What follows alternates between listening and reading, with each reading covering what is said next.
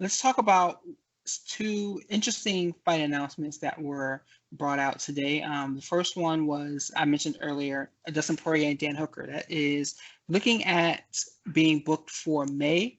And this is a big fight to me because you got Poirier, who's a former interim champion, fighting against Hooker, who is coming off that big Paul Felder fight, but doesn't necessarily have any super big wins on his resume. So what are your thoughts about this fight here, and who would you see, just an early thought about who would be coming out as a victor? I'm just gonna have to say Dustin Poirier is probably gonna win this fight. Not because Hooker's not a good fighter, but the fact of the matter is Hooker has been in some very punishing fights in the last couple fights he's been in, for one. Two, this fight is gonna be what, 10, 12 weeks after his fight with Paul Felder, which was also a back and forth fight where there were some concerns that he had some serious injuries done to him in this fight. Poirier's been off since the Nurmagomedov fight. I cannot talk today, and that was what, 6, 7 months ago. He's had nothing but time to rest, recover, reset his mind, scope out the landscape, and work on his craft. He's just been focused on getting better and working his way back up to the title shot.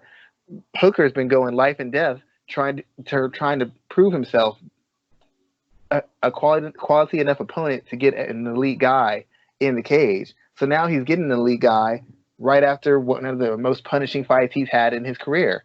I think Dustin Poirier is a better athlete. I think Dustin Poirier is a better overall striker.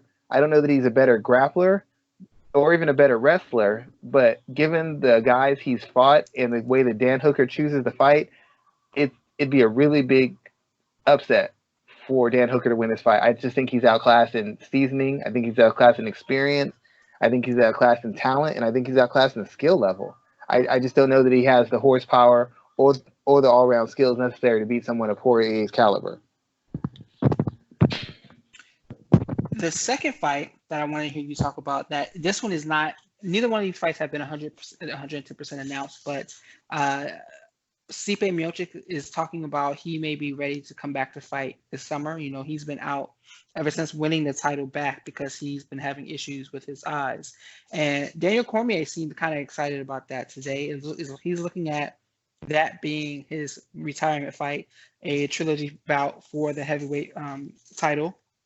What are your thoughts about that? Is that the right way to go for Cormier at this point in time, to kind of wait for Stipe to come back and have that trilogy fight and go out on that note? And if so, how do you see this fight playing out the third time around?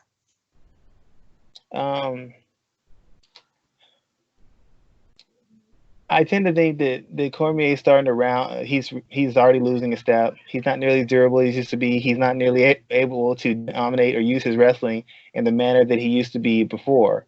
So I really feel that Daniel's on a decline, and I don't know that he's really capable of winning a fight against an elite opponent anymore. I think he's setting up for his last hurrah. I think he's already ready for his career moving forward, and he just wants to give one last shot at possibly regaining that belt. That last fight showed some concerns to me just because that fight was competitive because Stipe fought an extremely stupid fight. At no point did Stipe attack the body, even though Daniel's historically been vulnerable to the body. And the minute Stipe attacked the body, the fight was over. And on Daniel's side, he didn't really use his wrestling. He didn't use it as a threat. He didn't use it to gain control. He didn't use it to slow the pace. He didn't use it to exhaust Stipe.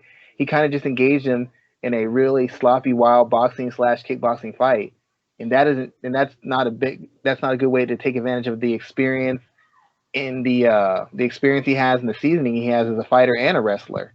So it seems like Daniel doesn't have a whole lot left, and whether win or lose, it's probably the best time for him to get out because he just either can't put his body through the things necessary to be an elite fighter anymore, or he just won't put himself through the things necessary to be an elite fighter anymore. I would expect to see the best version of him. If he knows he's going to retire either way, he's got nothing to hold back.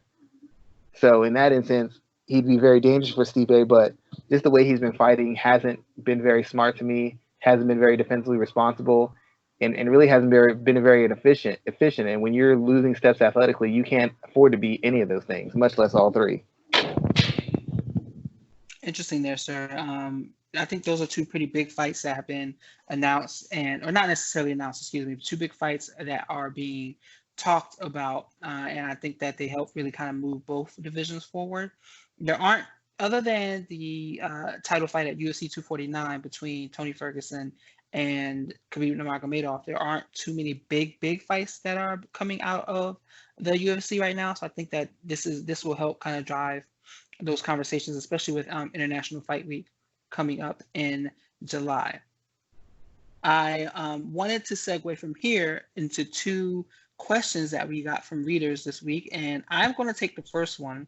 This question came in from Energy Donk on Twitter, and he asked, this is in reference to Israel Adesanya, he asked, why doesn't the MMA media talk more about the racial aspects of the conversation about why Adesanya's stock has dropped? And I think that this is an important conversation because it's not necessarily being touched on. I haven't heard it being touched on, and I think the reason why is because there aren't that many people of color that work within MMA media. I mean, it is what it is. It's mostly white men with some women included in there, depending upon the outlet. And I don't think that conversation is being broached because people don't see it as prevalently. But yes, Adesanya and Romero was not an exciting fight in any way, shape, or form. It was a strategically based fight that happens when styles are kind of booked that way. Now, in this situation, it just happened to be two men of color who were in there fighting. You have Adesanya, who's from, I think, Australia, but I think his family is Nigerian born, and then you have Romero, who is a Cuban man. So you don't see the conversation being as vehemently, it's fighter A's problem, or it's fighter A's fault that the fight didn't go the way everybody wanted it to go. But you do still see some rumblings about, has Adesanya's stock dropped? Has a stock dropped? Me personally, this is very similar to what happened when Tyron Woodley fought Stephen Thompson the second time. Everyone was talking about Tyron Woodley's stock dropping, but no one gave Stephen Thompson equal credit for what was not a great fight. I mean, that's Stephen Thompson's style. He goes from that fight to a less than stellar fight with Darren Till that was almost worse. And the same thing, no one talked about anyone's stock falling from that fight for Till or Thompson. Till actually went to a title fight from there. You've seen the same thing happen to Demetrius Johnson. You've seen it happen to, who else? This has happened to like Rashad Evans. You've seen it happen to so many other, Kamaru Usman after he fought, and he said that he's only using like 30% of his skill, whatever. Especially with Dana White's response, you see the anger and you see the vitriol come out of him, and a lot of the fan base follows in the same way. Like I said, you don't see that type of response when you have Stephen Thompson in the cage or Darren Till having a less than stellar fight. You didn't see that type of response with Valentina Shevchenko when she fought Liz Carmouche, and Liz wasn't really, like, that fight wasn't exciting. A lot of people put the blame on Liz. She ended up getting cut. So you don't see that type of conversation talking about someone like a Caitlin Chukagian, who doesn't put on the most exciting fights, but she goes out there and she looks like she's doing something, looks like she's active. So there is a racial component that comes into these conversations when we're talking about fighters' stock falling over something as trivial as this, in my opinion. I get it. People are upset that they paid money to see a fight that they thought was going to be a bloodbath. But at the same time, they have to recognize that these guys they're businessmen, athletes, and they're prize fighters. They're trying to do the best that they can for themselves to keep themselves in a position to remain relevant and remain financially viable. Going out there and trying to stand in the middle octagon with Yoel Romero is a one-way trip to the hospital, and I don't blame Adesanya for not taking that stance.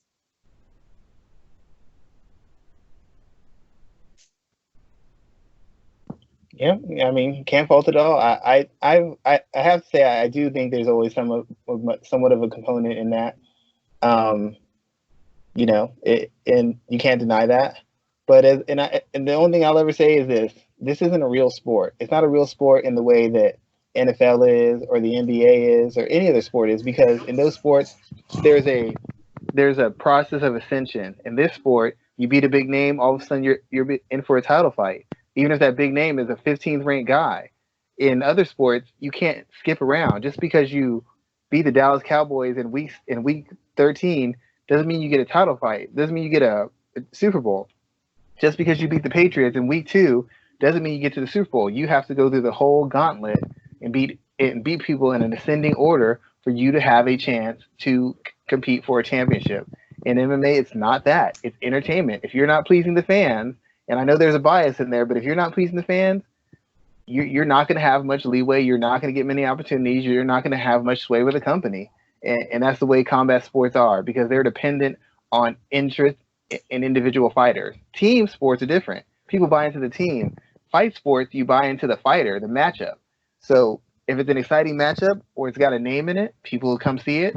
If it's a matchup that doesn't have it, people won't. So you have to have the fans feel a certain kind of way about you to generate interest. The last thing I'll say about this is you can have fans hate you and still make money. I mean, whether they love you or hate you, as long as there is a strong reaction, guess what? You can still get title shots. You can still get money. You can still be a main event fighter. They just have to have a strong reaction to you. Now, we might not like the strong reaction, but all you got to do is get a strong reaction, and you're basically good as a fighter. All right, sir.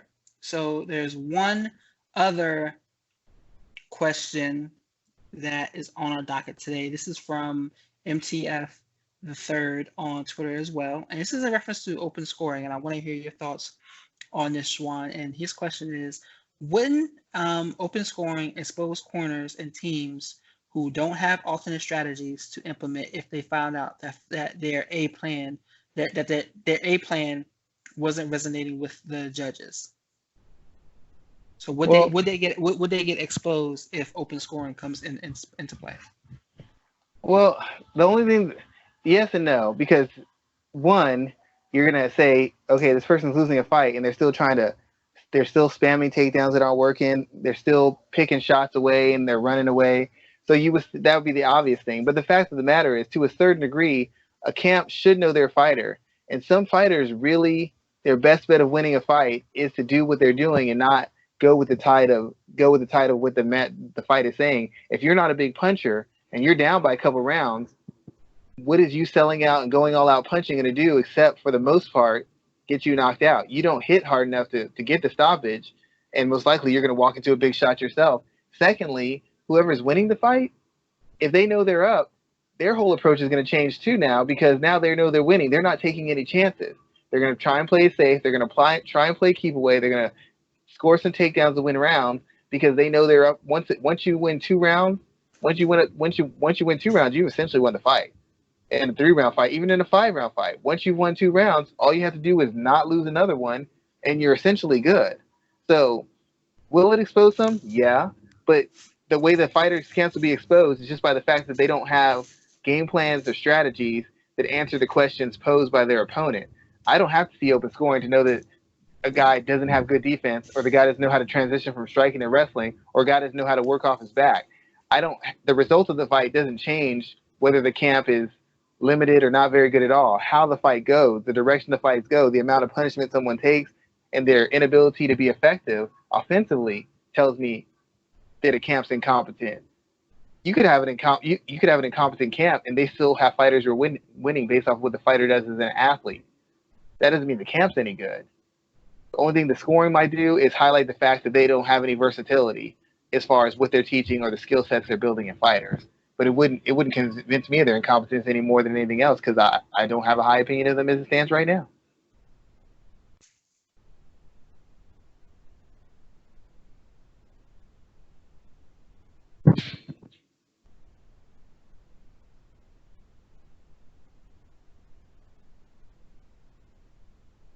There you have it, sir. I appreciate your response there. Why don't you let everybody know what you're working on this week? Trying to get some interviews. I'm going to be doing my Daredevil piece that should be coming up, and then of course the Black Widow. I'm trying to, I guess when it comes to the actual fight, covering the fighters, I'm trying to always try to find an interesting angle to the fights, and so many of the fights are covered in so many manners. It's really hard to find a good angle outside of judging issues or tight scores.